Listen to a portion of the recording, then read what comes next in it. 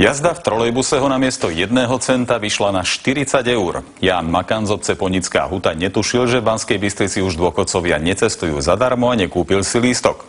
Nemilosrdní revizori mu však nič nedarovali. Keď nemal na pokutu, prinútili ho vystúpiť z trolejbusu. Vážne chorý 80-ročný pán, ktorý bol na ceste k lekárke, musel ešte pol kilometra kráčať pešo.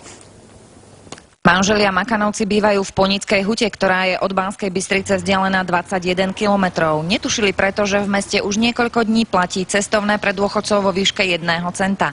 Na drobné písmenka nápisov upozorňujúcich na zmenu jednoducho nedovidia. Ján Makan teda cestoval bez lístka. Ja keby som to bol vedel, tak tam okamžite bežím, aby som neriskoval. Na cestu medzi dvoma zastávkami si Ján Makan spomína veľmi živo, keďže nemal na pokutu, revízori ho prinútili vystúpiť. Do cieľa mu pritom chýbala jediná zastávka. No cítil som sa veľmi zle, proste mal som obavu, že skolabujem, lebo bolo aj teplo dosť. Na tejto zastávke musel vyčerpaný a zoslabnutý dôchodca vystúpiť a k svojej lekárke kráčať ešte asi pol kilometra pešo.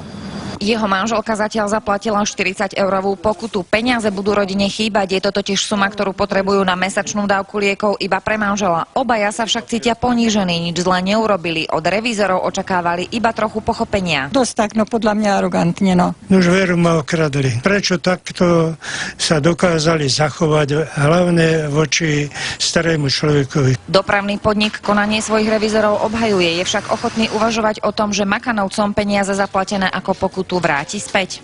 Revízori jednoznačne postupovali v zmysle smernice pre výkon revíznej kontroly. Nech si skúsi dať žiadosť, nech proste vysvetlí celú situáciu. Vieme nájsť nejaké riešenie tak, aby bol spokojný.